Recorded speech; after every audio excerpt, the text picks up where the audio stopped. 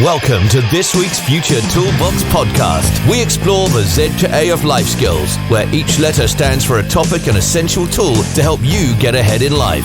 Meet Jules and Mark, creators of the multi-award-winning Future Toolbox, and enjoy their straightforward approach to creating growth mindsets that help people turn their dreams into realities. Whether you're a teen in education, a parent, a teacher, or part of a community group, start creating positive habits from today. Welcome to this week's Z2A podcast with me, Mark, and Jules from the multi-award winning Future Toolbox. Hello. Now, this is where we pick a letter and a topic and discuss how you can use our tools to improve your own personal development and life. So the first one of 2024, what is this episode's letter? Well, I'm really excited, really excited to let you know in this episode, the letter we have chosen is G, and we are going to be discussing gratitude and goal setting. So you get a double whammy in one episode. And what's the reason behind that? Yes, so following on from the last episode on reflection, we have actually been reflecting and setting our goals for 2024. And we're going to be making some changes at the Future Toolbox. Yeah, that's right. So we've been doing a lot of reflection over the past month, really. And in terms of practicing gratitude, that is something that we do on a daily basis, to be quite honest. And we would encourage everybody to do so, because for your mental health, it is really helpful. And we are incredibly grateful for everything that we've managed to achieve over the last 12 months, both personally and within the Future Toolbox, and setting up the Brain or Shine. So the Brain or Shine project is something that we've wanted to do for some time, and it's a community that we've set up for anybody that's affected by a brain injury like ourselves. That has taken off really well. So therefore we've become busy in both areas, the Future Toolbox and the Brain or Shine project. We have decided that our podcasts for the Future Toolbox will become fortnightly. However, the blogs will still remain going out on a weekly basis. So we have a blog already on our Future Toolbox website about gratitude for you lovely listeners to tap into. But when we do our episodes for the Future Toolbox, we will be incorporating... Yeah, so it's a little bit like a bog off, isn't it? Buy one, get one free. So in summary, you get a weekly blog and a fortnightly podcast summarising what was in that blog. It's pretty cool. Talking of Brain or Shine, there will also be a fortnightly podcast and blog to support people with brain injury. And this is where we'll also be increasing our scope at the Future Toolbox.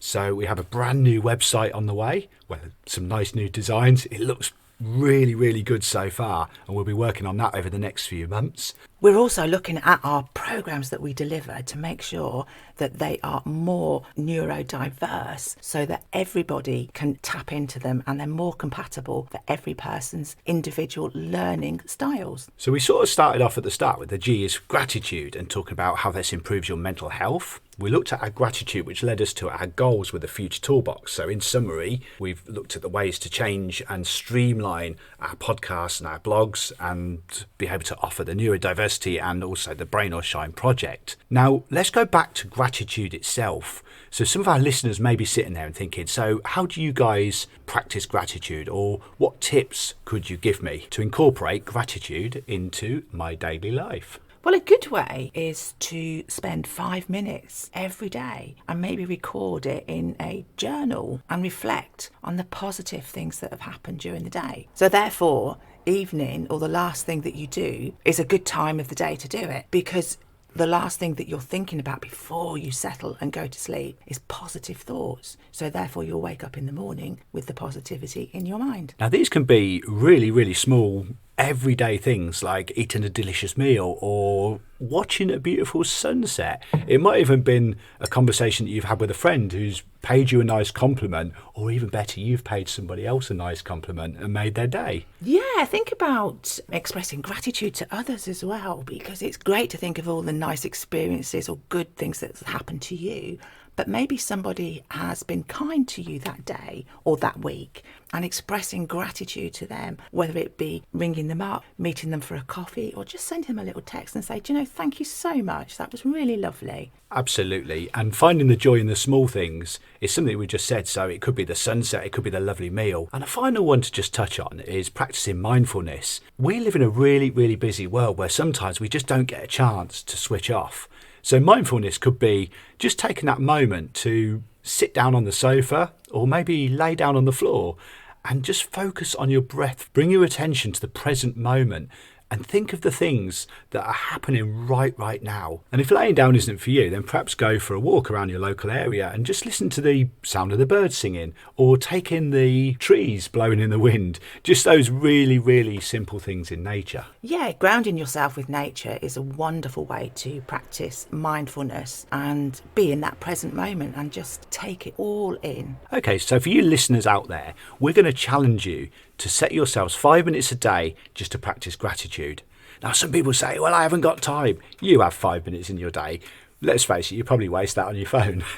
So follow some of those tips that we've just discussed before. And whilst you're practicing your gratitude, perhaps you can think of the things that you really, really enjoy doing and want to do over the next month, 6 months, or even a year, and start setting yourself some goals. So that brings us to G is for goals, the second part of this episode. A hot topic over the last few weeks for some people will have been New Year's resolutions. And New Year's resolutions and goals are sometimes very, very different because, sadly, a lot of people fall off the wagon by the 1st or 2nd or even 3rd of January if they get that far. The difference between a resolution and a goal is specifically defined. So people look at how they're going to achieve it and they set a deadline in a day and then start making small steps towards achieving that goal. It could be a small goal or it could be a big goal. So let's look at a way of how we can set our goals and how we can work towards making sure that we definitely achieve them and we haven't already fallen off the wagon. One of the first steps that we use when setting goals is what we call the 3 questions of direction. So the first one we always get people to start with is, where are you now?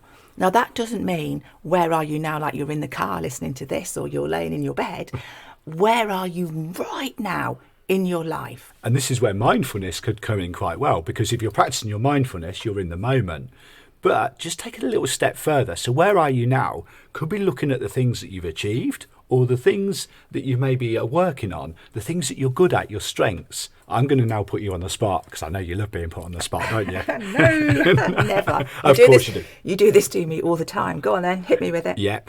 The first step you need before I ask you the question of direction is you need a goal, because you can't achieve a goal if you don't have one in the first place. You can't hit the target that isn't there. So hit me with one of your 2024 goals. Right, okay. So I have a number of goals that I would like to achieve over the next 12 months or so.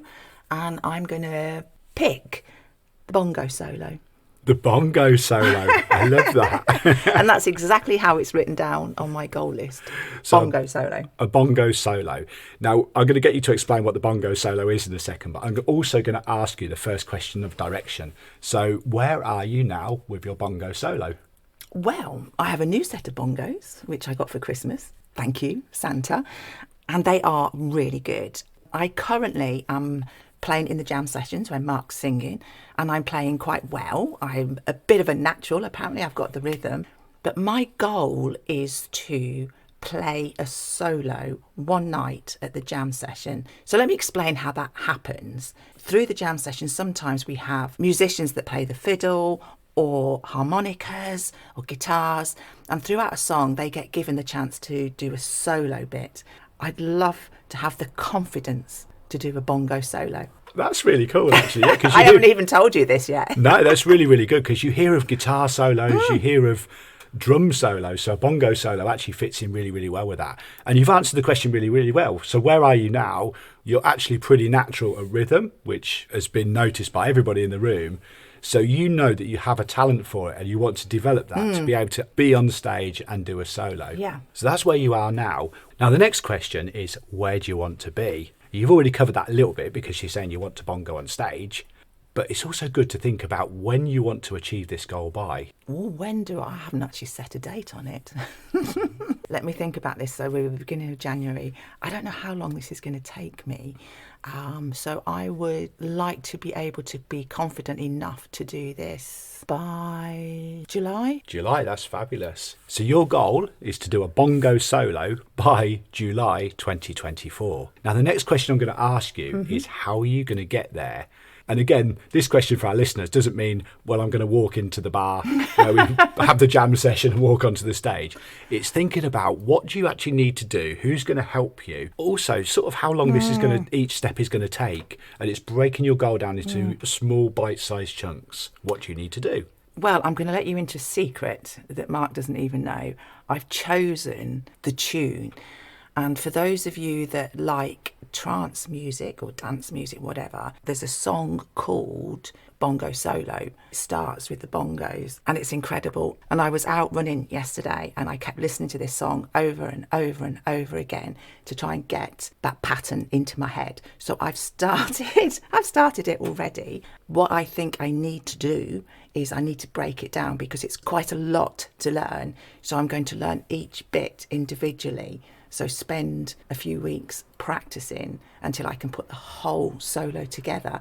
It might be that I achieve it before July, but I need to give myself enough time to build that confidence up. And then once I've got to be able to do the bongo patterns, then it's practicing it in front of people before I can actually do it kind of on stage. Wow, that's really cool. You have a plan to achieve your goal. So your goal is to perform a bongo solo. The first question is, where are you now? You're pretty good and comfortable with bongoing and you have natural rhythm. Where do you want to be? You want to be able to perform this song called the Bongo Song on stage in July 2024. And how are you going to get there? You're going to regularly practice for how many minutes a day? Probably 5 or 10 minutes a day, I think. Practice for at least 5 or 10 minutes a day. And keep listening to the tune so it's really, really, really in my head. Okay, so let's go for 10 minutes a day because anybody can fit 10 minutes of something into their day. That's brilliant. You're going to practice that and you're going to do that for every day until July 2024. There you have it. The 3 questions direction. You have the goal. Where are you now? Where do you want to be? And how are you going to get there? So for you listeners out there, this is a really, really, really simple way of setting your goals. Ask those 3 questions. I'll give you them again. Where are you now? Where do you want to be? And how are you going to get there? And if you follow those through in the same way that Jules has just followed them, look at ways that you are going to achieve that goal. Set yourself a date. Your date may be something that is time sensitive. So, for example, if you're working towards an exam, you need to be able to pass that exam on that particular date. You can't say to somebody, can you just move the exam to suit me? Another time-sensitive example might be that you want to take part in an event. So, for example, we're runners. We might want to run a particular race on a particular date. And that is something, again, that's time-sensitive because you can't ring the organisers up and say, do you know what? I'm not quite ready. Could you move it for me? And that's easy as well because you don't have to set the date. It's already there.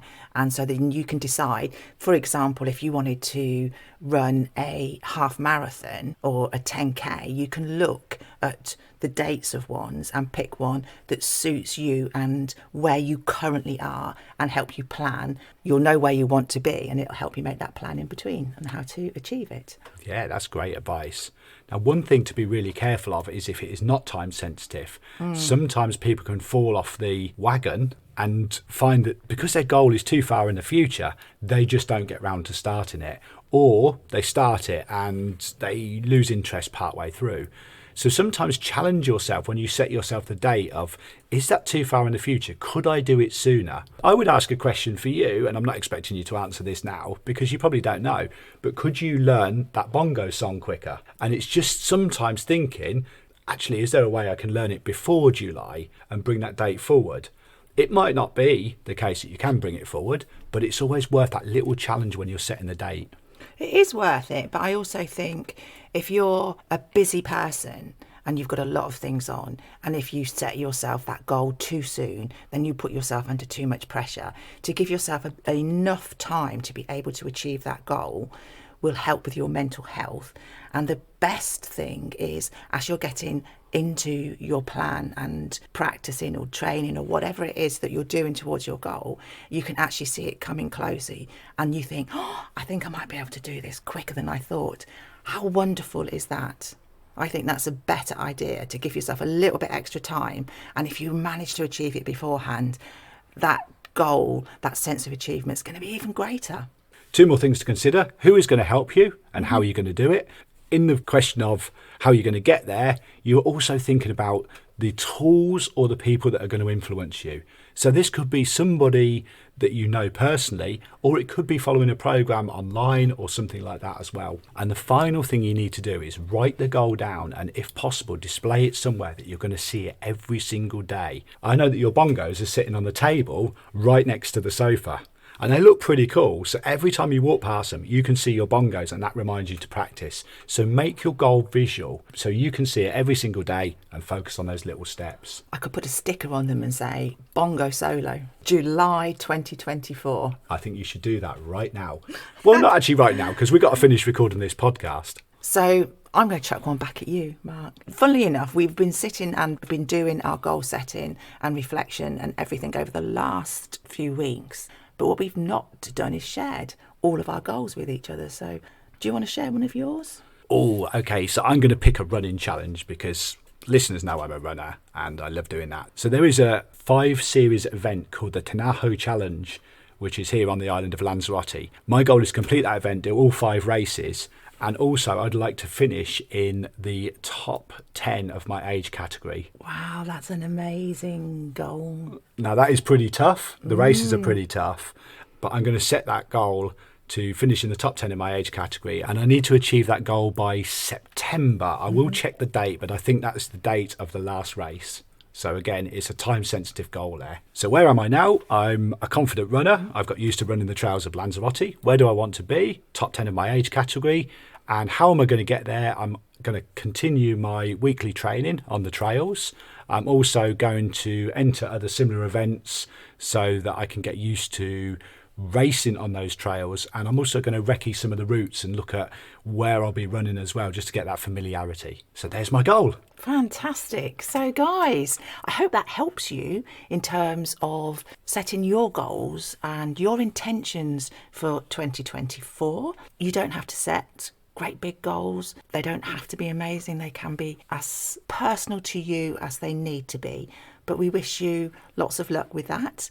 And remember that whilst you're working towards your goals, to practice your gratitude and the fact that you're able to set your goals and work towards them, because that will help you to achieve them. Yeah, we have a great tool for you. If you go to our website, futuretoolbox.co.uk, and you can go to our shop and find a program called The Magic Steps to Goal Setting. We also have a number of tools on our social media. So you can go to our Facebook page, Instagram or TikTok. You can also subscribe to our YouTube channel and find us on LinkedIn, because we're everywhere. We are indeed everywhere. And we look forward to catching you in the next episode. Remember, in 2 weeks' time. But keep going to our website, following our blogs, and also subscribe to our newsletter. There's a lot of stuff there. We'll see you soon. Bye for now. Thank you for joining us for the Z2A of Life Skills with Jules and Mark of the Future Toolbox. Don't forget to head over to their website, which is futuretoolbox.co.uk, where you can find lots of free resources, plus a host of books in the store, as well as subscribing to the membership site. Follow Future Toolbox Instagram, TikTok and Facebook at Future Toolbox, and subscribe to their YouTube channel too.